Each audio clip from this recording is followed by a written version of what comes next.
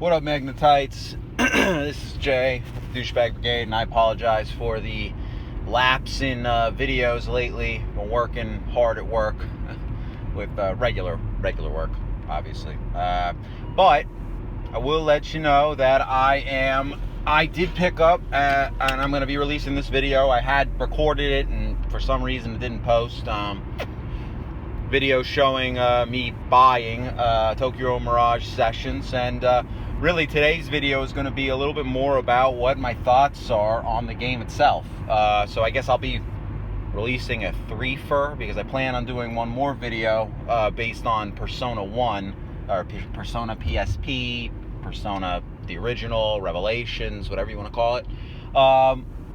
Give you guys my thoughts on the game itself and how it is, and a couple different things. But let's start this off with a little bit of Tokyo Mirage Session information and thoughts. So, my original thoughts on this are, why is it not in English? And what I mean is, yes, you can read the information in English, and that's fine. A lot of times I prefer to read as opposed to listen. But I am a little bit thrown off by the fact that the voiceovers why have voiceovers at all?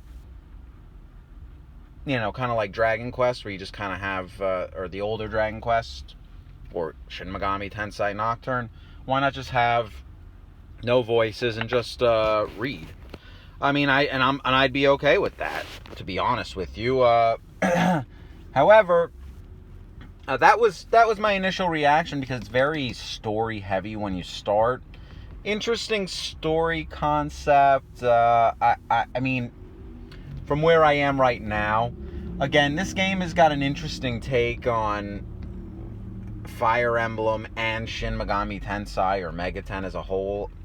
It's kind of like, we're not going to use any of the dark, gritty soldier tactics, permadeath feelings that you get from a typical Fire Emblem game, and we're also not going to give you the gritty Megaten storyline, which includes Persona, which is typically rather dark. I mean, even 4 is to an extent dark. But so this was a little bit more lighthearted than I expected. However, it does take a dark turn. We find out that spoiler warning, I guess, for the intro if you guys haven't watched it. You find out that this girl's family or sister was a singer, and she suddenly disappeared in this mist, as did everyone else in the audience and all the other performers.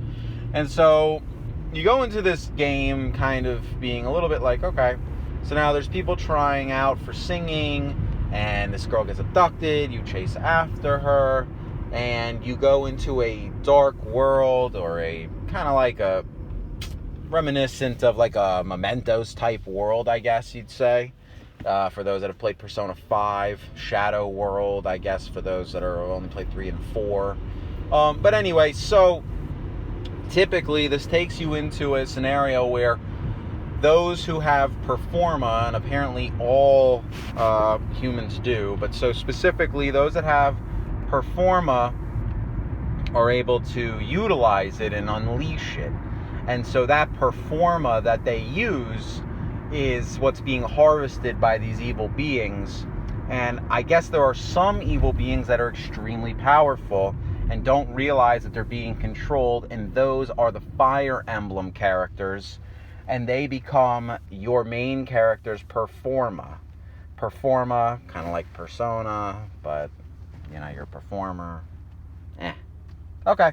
Anyway, so all of this a little underwhelming, I guess, if you're... It almost feels like a parody of Persona, in a way, with that whole part. But anyway, so you keep going forward, and then the game starts to pick up as you get thrown into combat. And first, you're a little bit like, you know, this is a little bit dull. And then, all of a sudden, you start, when you have two characters, you start to realize, oh, this is pretty cool. So they've kind of taken the typical Megaten turn-based system, but they've thrown a little... They've gotten rid of the turn-based... the press turn portion in a way to where they've given you session attacks. So it's like a follow-up. So like those little follow-ups you sometimes get with certain social links in Persona, now you have a follow-up attack. Now the cool thing is that when you have them 3 characters, which is the maximum of characters you can have at one point, you're able to session attack up to 3 characters. And that part's cool. Where I think they dropped the ball a little bit is the aspect of when you're using a session attack, your characters don't have the wherewithal to be like, oh, I shouldn't use this because we know for a fact this is the enemy's weakness.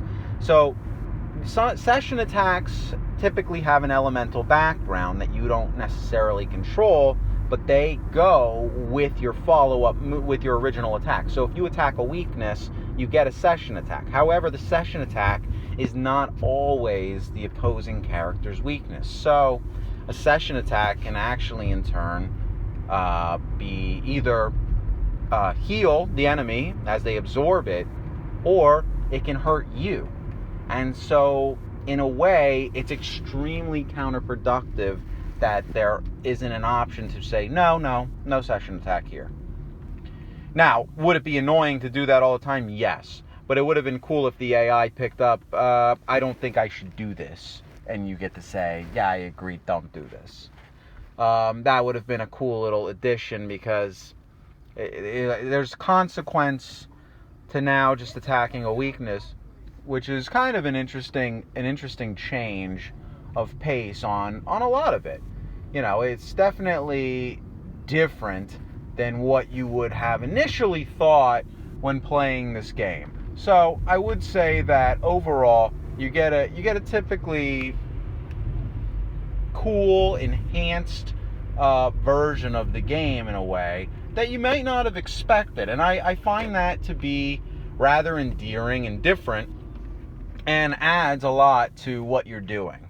Now, other than that, I have not gotten too deep into the game. I have seen that you unlock skills as you go by using them, which is cool. I enjoy that aspect. It's more of a Fire Emblem based aspect. Also, the level up system is Fire Emblem. You don't choose who you're going to actually increase the power of, or like which stat you want to move up. It's all done basically, in a very random way. And really the only way to affect that would be, I guess, if you lost and loaded the game and this time you leveled up, it could be different. But, I mean, the game is supposed to be for strategic purposes, so unless you really find the need to do that, I mean, it's kind of unnecessary. But anyway, that doesn't really take away from the value that's within this game. This game is a lot of fun and very interesting. And I will say that I truly enjoyed playing this game, as it has a lot that's fun and interesting to experience.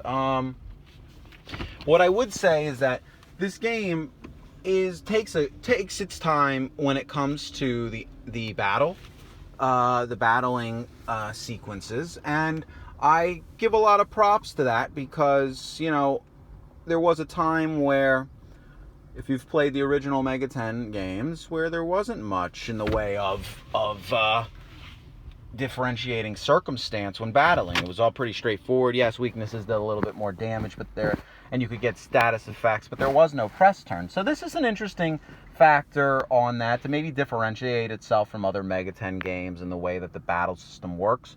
But I would say hands down that it is more than not the story that seems to be a negative for me. I'm a little bit... I think this would have been a lot of fun if this was like, in a way, a different game series. And so let me give you kind of a brief and realistic moment here. I've started with SMT 3, so Shin Megami Tensei Nocturne. Probably one of the darker games in the series. So with that being my introduction to this series, and then playing Persona 3, which was pretty dark as well, playing the different games that are in the series and experiencing a dark level of caliber, it kind of affects your output on storyline. Though this is dark in many aspects, it feels like it's part of a different series. And what I mean by that is it doesn't feel like a Fire Emblem Mega 10 game as much as it would feel like one of these Art Tonelico, I think it's called, games, where it's about like singing and melody, and that's what you battle with. And I think there was a game like that on Xbox 360, some kind of symphony game, and that's fine. And again, I don't hate this game. It's good.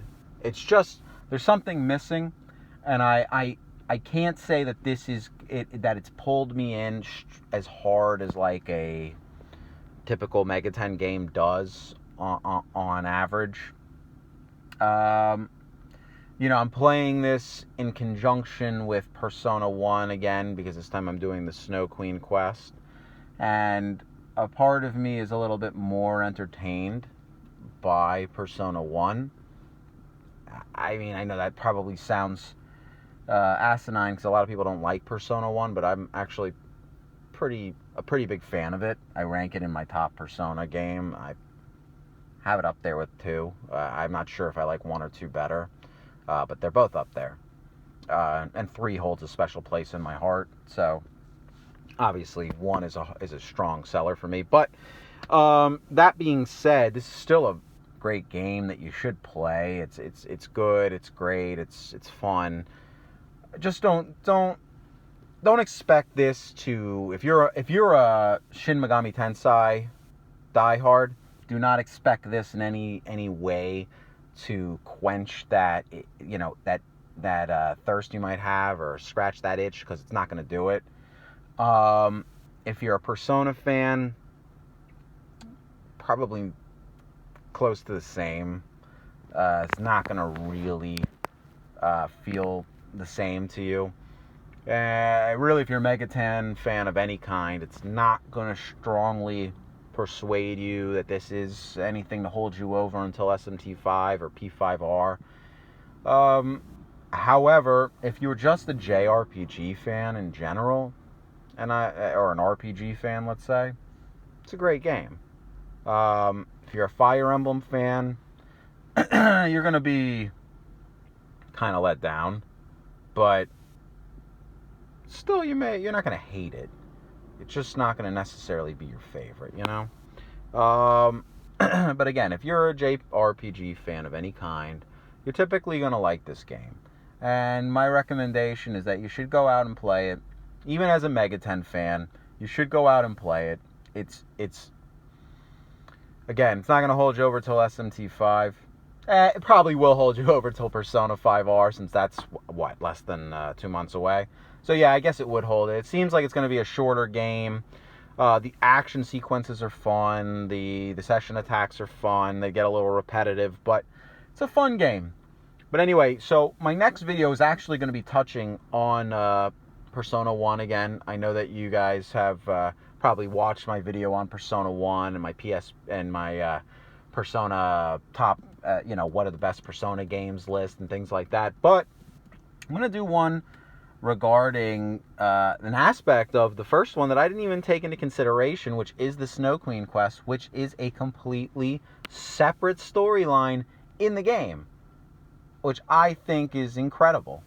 So I will, and I don't mean that I think it's incredible because I've played through it, because I have not. I think it's incredible that a game had the wherewithal to have 2 entirely different games in one. I don't think any other Persona game has anything like that.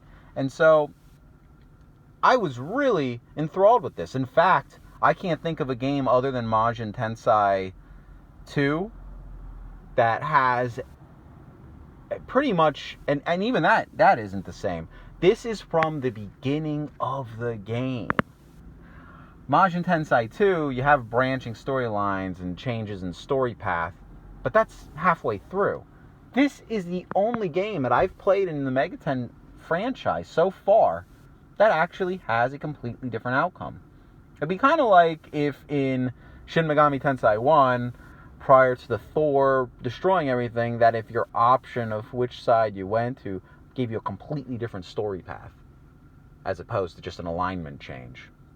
So anyway, well, this is Jay with the Douchebag Brigade, and forgive this for being maybe a little longer than it needed to be, but I felt I wanted to really describe in its entirety, you know, an introduction to Tokyo Mirage Sessions without really spoiling much, and give you an idea of my thoughts as a pretty hardcore Mega 10 gamer.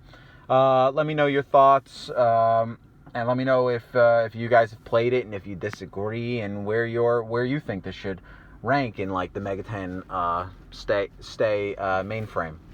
Anyway, guys, all right, this is Jay, and I'm out.